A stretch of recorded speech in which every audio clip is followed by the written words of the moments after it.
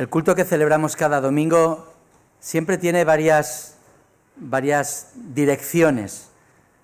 Venimos y nos rendimos delante de Dios, es decir, hay una dirección vertical del hombre hacia Dios, que es lo que principalmente venimos a hacer, es a postrarnos delante de nuestro Dios, reconocerle, exaltarle, alabarle, reconocerle por encima de todas las cosas. Pero también hay una dimensión horizontal, como hablábamos en el tiempo de los saludos, ¿verdad? Es importante también esa dimensión horizontal. Y hay otra dimensión vertical, de arriba hacia abajo. Es decir, cuando es Dios quien nos habla a nosotros, es Dios quien viene a darnos a conocer de su palabra, de su voluntad, y se establece también esta dimensión vertical en esta dirección. Y por supuesto después nuevamente el hombre responde ante Dios respecto a lo que Dios le plantea y le pone delante. Estamos a lo largo de estas semanas recorriendo esta nueva serie de mensajes bajo el título global Los unos a los otros. Y conforme vamos avanzando, vamos tomando conciencia de la amplitud y variedad de responsabilidades que tenemos delante de Dios en relación a nuestro prójimo. Aquí no cabe aquella pregunta que Caín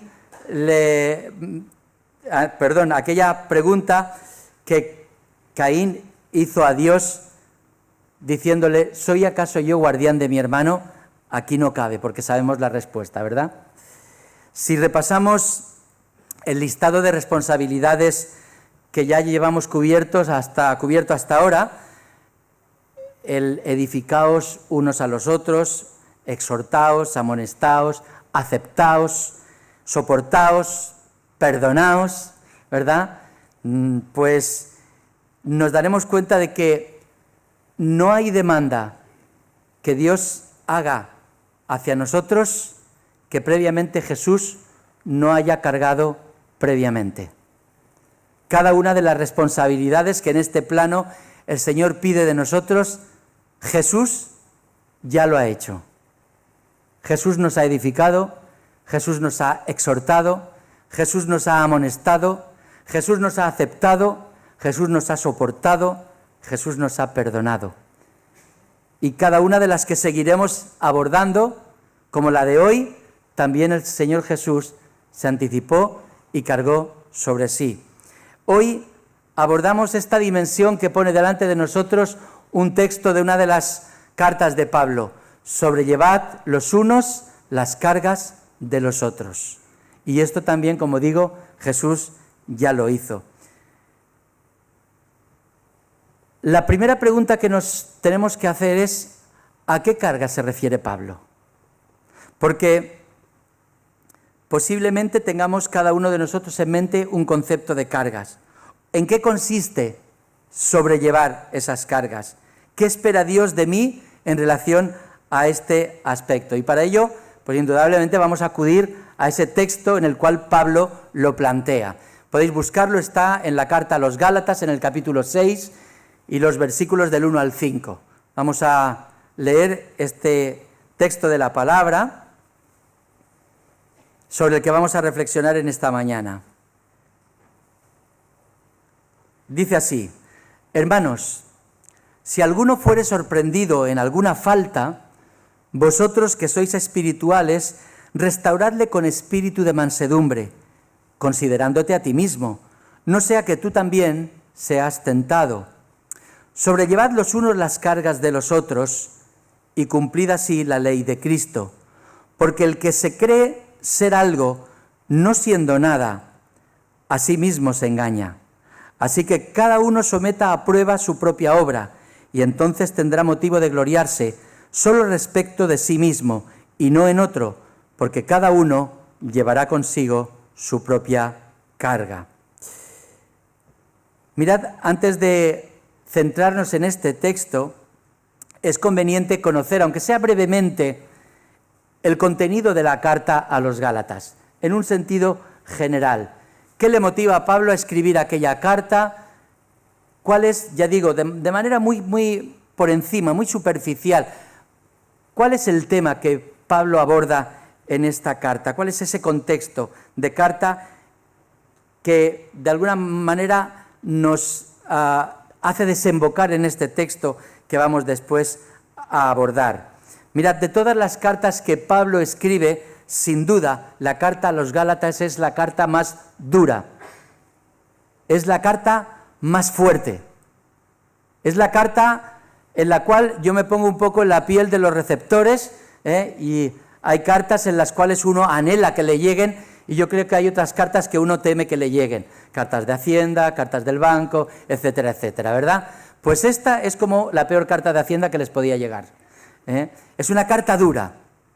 Fijaos si es dura, que apenas Pablo, como en todas las cartas, comparte los primeros saludos, gracia y paz a vosotros, hermanos, y tal, apenas da esas primeras palabras de saludo, enseguida entra al saco y dice: estoy muy sorprendido de que tan pronto os hayáis alejado de Dios.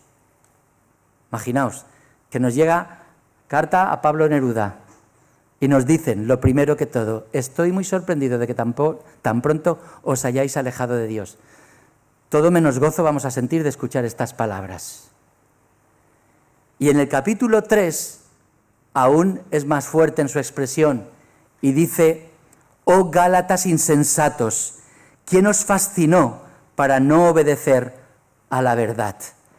Como digo, es una carta dura, son palabras duras las que Pablo les transmite en esta carta. ¿Qué es lo que qué es lo que le lleva a Pablo a hablarles de esta manera tan dura? ¿Qué es lo que había pasado en aquella iglesia para que Pablo les escriba con esta dureza? Mirad, en primer lugar, muchos de ellos habían puesto en entredicho la legitimidad de Pablo como apóstol.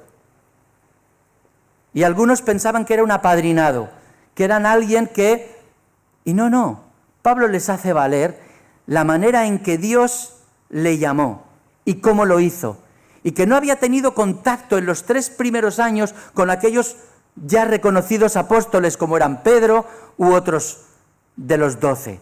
No, sino que Pablo había tenido revelación directa por parte de Jesús, y sin haber entrado en contacto todavía con aquellos, ya el Señor le había revelado su evangelio.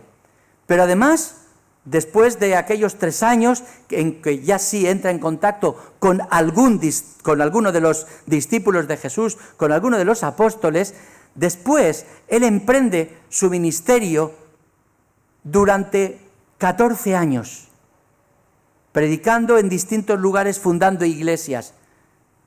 Y después de 14 años es cuando llega a Jerusalén y recibe el beneplácito de apóstoles como Pedro, como Juan, como aquellos apóstoles que eran pilares fundamentales de la fe cristiana. Así que Pablo reivindica su papel y reivindica su perfil como apóstol.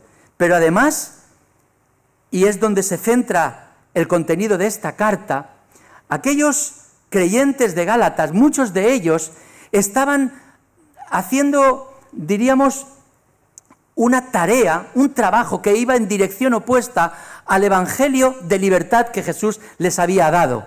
Es decir, aquellos habían querido tratar de combinar las antiguas leyes del judaísmo con la nueva ley de la libertad en Cristo Jesús. Y a todos aquellos que venían del mundo pagano les decían: muy bien, habéis conocido al Señor Jesús, os habéis bautizado, muy bien, ahora tenéis que circuncidaros, ahora tenéis que guardar el sábado, ahora tenéis que guardar los rituales del lavamiento, etcétera, etcétera, etcétera. Y dice, el apóstol Pablo les dice: vosotros que habéis comenzado a experimentar la ley de Cristo, la ley de la libertad, ¿ahora queréis volver a la esclavitud de antaño? Y tratar de hacer de esos elementos los elementos base para la salvación y para la comunión con Dios. Estáis muy equivocados. Es ese contexto tan duro y difícil el que Pablo aborda en su carta. Y por eso argumenta ante todo esto, y además les habla del enfrentamiento que ya a raíz de este tema tuvo con el apóstol Pedro en Antioquía. Porque Pedro con unos hacía unas cosas y con otros otra. Ante los paganos se conducía de una manera y ante los judíos de otra. Y Pablo le tiene que llamar la atención al mismísimo Pedro. Pablo en su carta a los Gálatas contrapone las leyes que, ya digo, han acabado por esclavizar ante la ley de Cristo, que es la ley del amor, que es la ley de la libertad. Y les exhorta a no volver a la esclavitud de antaño, a mantenerse firmes en la libertad que Cristo ya les había otorgado. Y finalmente, antes de llegar a esta porción que vamos a abordar y que hemos leído, Pablo les expone el contraste que hay entre el fruto de la carne y el fruto del Espíritu. El fruto de los deseos humanos que ellos sienten, que al final les conduce a la mentira, les conduce a la deshonestidad, les conduce a la explotación mutua, les conduce a la avaricia, les conduce a toda una serie de elementos que son totalmente un pecado delante de Dios. Y como digo, lo contrapone al fruto del Espíritu, que todos sabemos cuál es. Mas el fruto del Espíritu es amor, gozo, paz, paciencia, un contraste tremendo entre uno y otro. Pues bien, es interesante ver que Pablo, a pesar del tono tan duro de la carta y de la gravedad de los hechos que denuncia en ella, tiene también en esta carta espacio para la ternura. Espacio para la ternura. Espacio para enfatizar ese mensaje de amor que debe caracterizar el cristianismo práctico que él está enseñando en todo lugar. Mirad, cuando uno, y ahora ya sí centrado en este texto que vamos a desgranar, cuando uno lee aisladamente la frase sobrellevad los unos las cargas de los otros, ¿qué es lo primero que nos viene a la mente? Pensamos en la gente que está cargada porque ha tenido una prueba, porque está enfrentando una situación dura en su vida, ¿verdad? ¿No es esto lo primero que nos llega a la mente? Uy, qué cargado veo a tal hermano. Uy, a este hermano lo veo abatido, menuda carga está soportando. Y pensamos en una situación de crisis económica, en una situación de enfermedad, ese tipo de cargas. Pero no es a lo que se está refiriendo Pablo aquí, para nada. Y lo vamos a ver. Mirad, en el versículo 1 dice: hermanos, si alguno fuere sorprendido en alguna falta, vosotros que sois espirituales, restauradle con espíritu de mansedumbre, considerándote a ti mismo, no sea que tú también seas tentado. Mirad, la idea que tiene que ver con las cargas, tiene que ver con la idea de caer o resbalar en algún pecado. En algún pecado. Por lo tanto, las cargas a las que se refiere Pablo no son estas que mencionábamos antes, sino son las cargas que genera el pecado en nuestra vida. Y dice, si algún hermano es sorprendido, cayendo, resbalando, cometiendo alguna falta, es a este tipo de carga a la que se refiere Pablo. Yo no sé si Pablo tendría en mente, cuando está escribiendo estas palabras, tendría en mente la situación que se le generó a Jesús cuando aquellos judíos llevaron ante él a aquella mujer adúltera. Porque hay muchos elementos, muchos paralelismos entre lo que Pablo está escribiendo y aquella situación. Mirad, Pablo dice, si alguno es sorprendido en alguna falta, aquella mujer fue sorprendida en el mismo acto del adulterio y fue llevada ante Jesús. Por lo tanto, ya encontramos el primer paralelismo. Dice Pablo, vosotros que sois espirituales, amonestadla o restauradle, mejor dicho, restauradle con espíritu de mansedumbre. ¿Qué fue lo que hizo Jesús? Buscar la restauración de aquella mujer. ¿Y cómo lo hizo? Con un espíritu de mansedumbre total, con un espíritu de control total, porque aquella situación era para sacar a Jesús de quicio. Porque Jesús sabía con qué intención llevaban delante de él aquella mujer. Querían probarle, querían tentarle, pero con toda mansedumbre. Jesús lo que hace es restaurar a aquella mujer. segundo paralelismo que encontramos. Pero dice algo más el apóstol Pablo: considérate a ti mismo, no sea que tú también seas tentado. ¿Y qué hizo Jesús? Conducir la acusación de aquellos hombres a una consideración de ellos mismos de manera previa. El que alguno de vosotros esté libre de pecado, sea el primero en lanzar la piedra.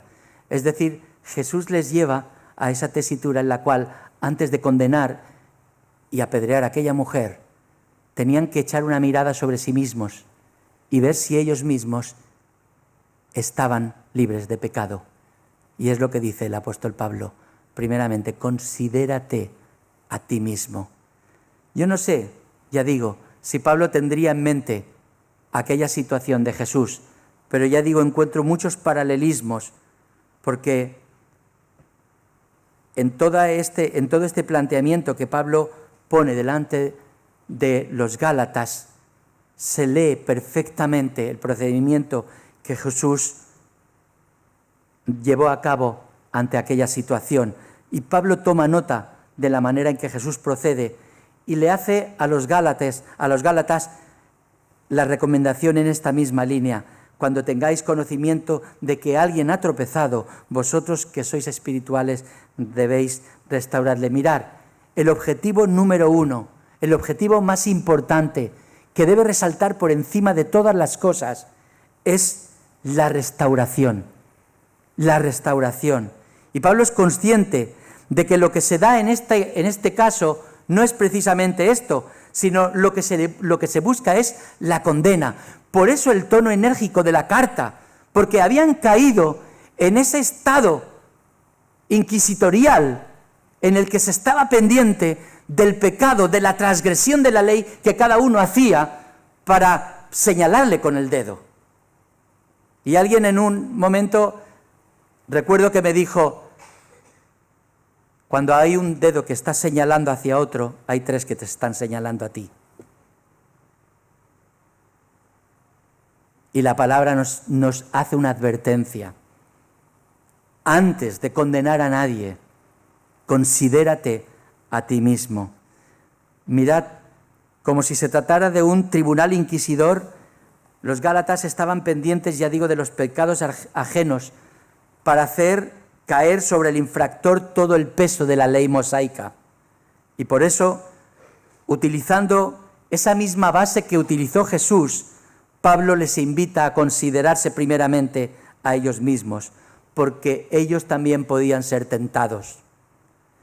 Cada uno de nosotros, hermanos, tenemos nuestras propias caídas, tenemos nuestros propios tropiezos, porque es interesante que la expresión en el original griego que Pablo utiliza a la hora de plantear este tema es una expresión que habla precisamente de eso, de resbalar, de caer. Como el salmista en el Salmo 73 dice: por poco también casi resbalo, casi se precipitan mis pies. Cuando tuve envidia de los arrogantes, porque veía que no tenían congojas, hasta que entrando en el santuario de Dios entendí el fin de ellos. Mirad, eso es el tipo de lenguaje que Pablo está utilizando. Por eso digo que para no precipitarnos hemos de considerarnos primero a nosotros mismos, porque esto nos hará dar el paso correcto, que no es otro que el de buscar la restauración con amabilidad, con mansedumbre de la persona que ha resbalado, que ha caído en una falta. Y a partir de ahí, Pablo da una pauta general, que es la que nos centra en esta mañana: sobrellevad los unos las cargas de los otros y cumplid así la ley de Cristo. Ahora ya estamos entendiendo que las cargas a las que se refiere Pablo no son las que antes hacíamos alusión, sino son los pecados. Y dice: sobrellevad los pecados los unos de los otros y cumplid así la ley de Cristo. Y la primera pregunta que nos hacemos es: ¿cuál es esa ley? ¿Cuál es la ley de Cristo? Y todos sabemos que la ley de Cristo, porque Pablo lo menciona en algunas de sus cartas, es la ley del amor. Es la ley del amor. Porque recordad cuál es el más grande de los mandamientos que todo el pueblo de Israel conocía. Amarás al Señor tu Dios con todo tu corazón, con toda tu alma, con toda tu mente, con todas tus fuerzas. Pero el Señor Jesús les dijo, un mandamiento nuevo os doy, que os améis unos a otros como yo os he amado. Y el Señor Jesús dijo, en estos 2 mandamientos se encierran toda la ley y todos los profetas. ¿Cuál es la ley de Cristo? La ley del amor. Esa es la ley a la que apela Pablo, y cumplida así la ley de Cristo. Mirad, las leyes de los fariseos cargaban a las gentes con un peso insoportable. Las gentes que trataban de ser fieles al Señor sentían sobre sí una carga de un peso, porque aquella ley era imposible de cumplir. No podían cumplirlas. Y los fariseos habían desarrollado toda esa serie de articulados sobre las leyes de Moisés que hacían aún mucho más insoportable el peso de dichas leyes. Leyes que Dios no había dado para cargar a las gentes. Pero viene Cristo con su ley, con la ley del amor, y lo que hace es aligerar la carga del ser humano, aligerar la carga de aquellas gentes. Ahora, ¿significa esto que Jesús es permisivo con el pecado? ¿Que Jesús lo que hace es hacer la vista gorda ante el pecado? ¿Que es un bonachón que no mira el pecado? ¿Que no mira la causa ni mira las consecuencias del pecado? Un no mayúsculo, para nada. Al contrario, el concepto de Jesús, en este sentido, es aún más exigente, porque mientras la ley de Moisés hacía culpable a aquel que había adulterado, como aquella mujer, Jesús lo que les dice es que cualquiera que mira a una mujer ya con deseos, ya ha adulterado en su corazón y es culpable delante de Dios. Ni siquiera ha llegado a, de una manera física, ejecutar aquel adulterio. Pero dice Jesús que ya lo hizo en su corazón, por lo tanto es culpable delante de Dios.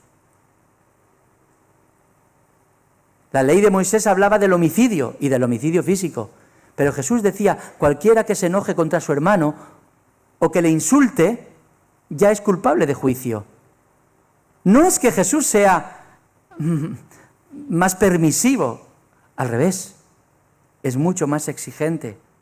Pero ¿sabéis? La diferencia es que Jesús es muy consciente de que nosotros somos incapaces de cumplir esas exigencias. Y por eso cargó sobre sí el pecado de la humanidad, para que nosotros alcanzáramos el perdón. Aspecto que estuvisteis viendo el pasado domingo. Y todos sabemos que si nosotros no perdonamos, el Señor no nos perdona. Por lo tanto, para nada Jesús está haciendo la vista gorda. No es que dejara pasar el pecado de aquella mujer, le dijo, yo no te culpo, mejor dicho, yo no te condeno. Yo no te condeno. Y como hemos dicho en tantas ocasiones, Jesús era el único que podía condenarla, pero no lo hizo. Pero le hizo la advertencia, vete y no peques más. Pero Jesús iba a cargar sobre sí la consecuencia de aquel pecado, de aquella mujer. ¿Quién, en este sentido, hermanos, ante las exigencias de Jesús, ante el concepto de pecado que Jesús transmite, quién está libre de cometer o resbalar en algún pecado? ¿Estás libre tú? ¿Estoy libre yo? Yo creo que nadie. Podemos afirmar que de aquí a que muramos, a que el Señor nos lleve a su presencia, ¿no vamos a cometer un solo pecado de pensamiento? ¿No vamos a cometer alguna acción injusta? Estoy convencido que no, hermanos. Por eso dice Pablo en el versículo 3, porque el que se cree ser algo, no siendo nada, a sí mismo se engaña. Yo estoy convencido que aquellos judíos piadosos, cumplidores de la ley, creían ser algo, creían ser alguien. Y Pablo les dice, os engañáis a vosotros mismos. Porque si algo tiene de especial la perspectiva de Jesús sobre el pecado, es que nos iguala a todos delante de Dios. Nos iguala a todos delante de Dios. Porque para Dios el pecado, pecado es. Y aquí no entramos en especulaciones de si el pecado de fulanito es más gordo y más grave que el de menganito. Si mi pecado es más liviano que el del otro. No. Lo dijo Pablo en su carta a los romanos. Por cuanto todos pecaron y están destituidos de la gloria de Dios. Todos tenemos la misma necesidad de perdón de parte de Dios, sea cual fuere nuestro pecado. Y por eso Pablo señala a los que se creen ser algo, tal vez algo más limpios, tal vez algo más cumplidores de la ley, tal vez algo más merecedores. Y posiblemente ahí esté el problema, que ellos pensaban que a través de sus méritos, a través de sus hechos, a través de su observancia, iban a conseguir por sus propios méritos el perdón de Dios. Y Pablo deja claro que el perdón se obtiene por gracia y por la obra de Cristo Jesús y no por merecimiento, por algo especial que nosotros hayamos podido hacer. Así que lo mejor es que no entremos en comparaciones los unos con los otros en cuanto a los pecados. Y por eso en el versículo 4 dice, así que cada uno someta a prueba su propia obra y entonces tendrá motivo de qué gloriarse solo respecto de sí mismo y no en otro. Mirad, cuando hemos de considerar nuestra vida de fe, cuando hemos de considerar nuestros logros, pero también nuestras carencias, no hemos de hacerlo a la luz de los logros o las carencias de los otros. No es que yo a la hora de considerarme delante de Dios haya de hacerlo a la luz de los otros, porque este es un terreno peligroso. Porque si vemos a alguien que es más pecador que nosotros, le decimos, Señor, ya ves que yo no soy como este. Y entonces caemos en la oración del publicano y del fariseo, que esta sería la oración del fariseo. Señor, te doy gracias porque yo no soy como este o como estos otros. Y nos consideramos mejores. Esto es un peligro. No porque veamos a otro que consideremos que su pecado es más grave, entonces nosotros, Señor, ya ves, yo voy en la carrera por delante de este. Al Señor eso no le sirve. Y si es al revés, si consideramos que el otro hermano es mejor que nosotros y que está más limpio, que es más puro, entonces lo que puede movernos sea una especie de envidia, de tratar de ser como ese hermano. Pablo decía, sed imitadores de mí, en tanto yo lo soy de Cristo. ¿Hacia quién está reconduciendo la referencia? Hacia la persona de Cristo. Si alguien nos ha de motivar, es Cristo. Por lo tanto, cuando tú realizas tus obras delante del Señor, ponlas a prueba, pero no comparándote con nadie, sino que sean comparadas simplemente delante de Dios, contigo mismo. Por eso, a veces el apóstol Pablo tiene que decir, ocúpate de tu salvación con temor y temblor. Porque al fin y al cabo nadie va a dar cuenta de nuestros pecados sino nosotros. Nosotros y solo nosotros. Y a nadie podemos hacer responsables de nuestros pecados sino nosotros. ¿Cuántas veces culpabilizamos a nuestros padres? No, es que por vuestra culpa yo soy así. No. Si tienes conciencia de que eres así, tienes la libertad de rectificar, de modificar tu conducta. Y además, en tercer lugar, hermanos, es que nosotros, cuando juzgamos a otros, cuando tratamos de compararnos con otros, somos conocedores de una parte insignificante de la película. Nosotros no conocemos todo el contenido de la vida del otro hermano, lo que le ha llevado a caer, lo que le ha llevado a dar un paso u otro. Eso solo lo sabe Dios y posiblemente esa persona. Juzgamos por lo que vemos, pero ¿y lo que no vemos? Al fin y al cabo, cada uno de nosotros tendremos que dar, como digo, cuentas de nuestros pecados, de nosotros mismos, como dice el versículo 5, porque cada uno llevará su propia carga. Cada uno de nosotros llevaremos delante del Señor nuestro propio pecado. Y la buena noticia es que Jesús tomó sobre sí esa carga, la carga de nuestro pecado, porque nos libró de él y de sus consecuencias. Él sobrellevó nuestras cargas con espíritu de mansedumbre.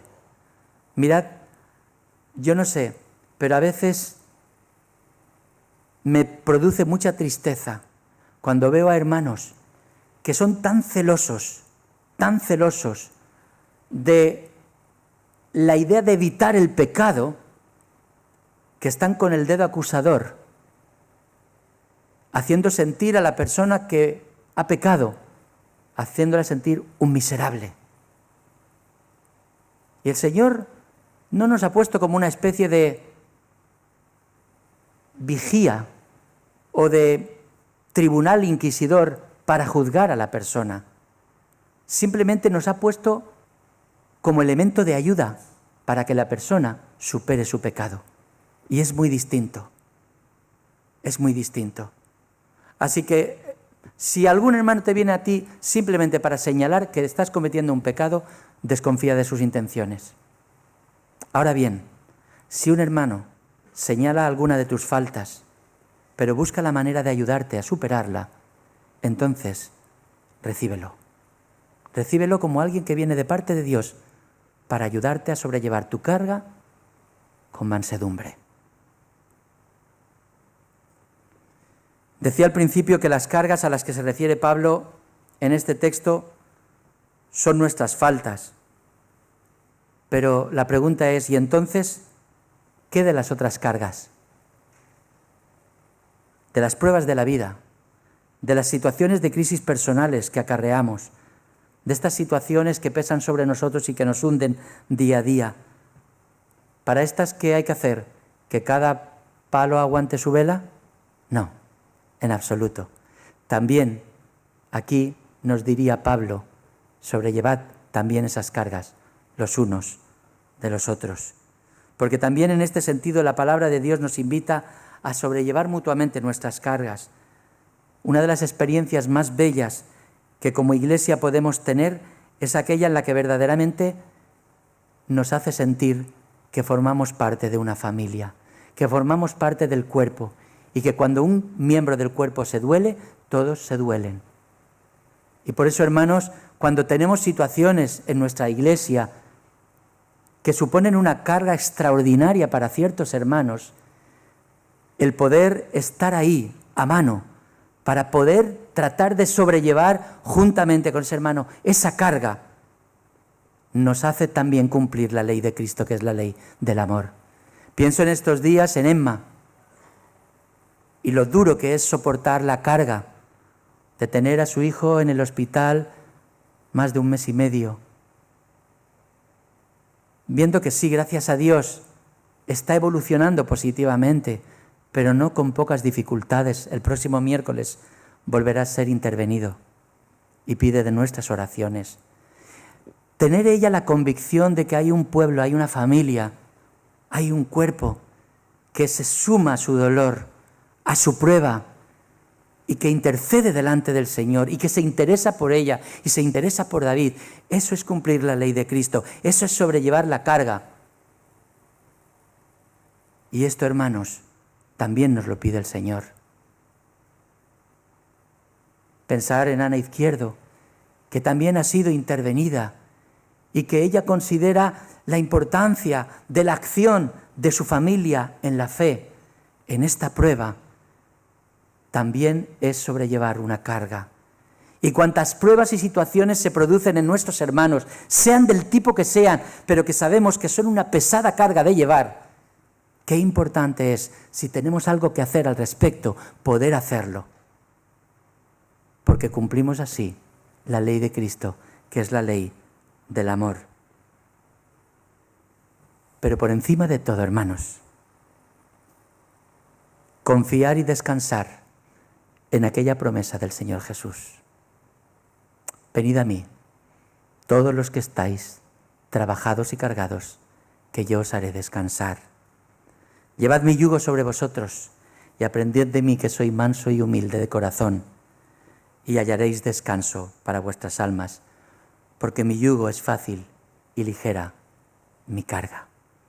Esta promesa del Señor Jesús nos hace caminar erguidos, no abatidos, sino con fortaleza suficiente como para hacer frente a cualquier prueba o situación en la vida.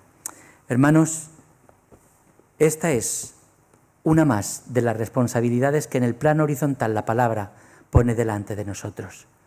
Y estamos para edificarnos mutuamente, para amonestarnos, para exhortarnos, para aceptarnos, para soportarnos, para perdonarnos, pero también para sobrellevar nuestras cargas.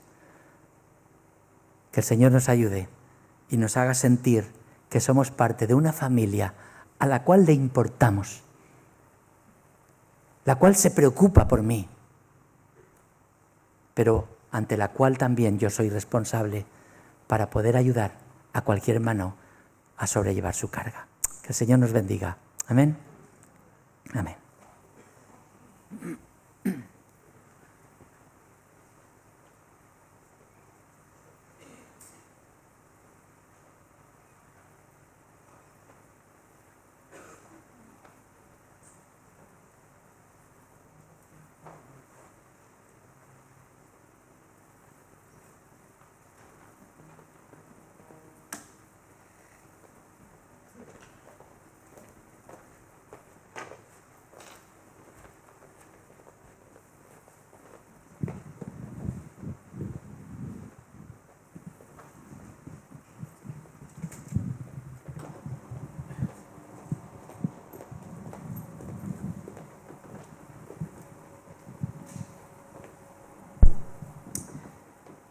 Tenemos el privilegio de ahora poder venir delante de la mesa del Señor, para a través de estos símbolos del pan y del vino hacer memoria de este amor al cual hemos aludido a lo largo del mensaje. Porque, como os decía, Jesús llevó sobre sí la carga de nuestro pecado y le condujo a la muerte. Una muerte que él aceptó de manera voluntaria porque sabía que de otra manera nosotros no alcanzaríamos el perdón. Es fácil perderse en las multitudes, perderse en los millones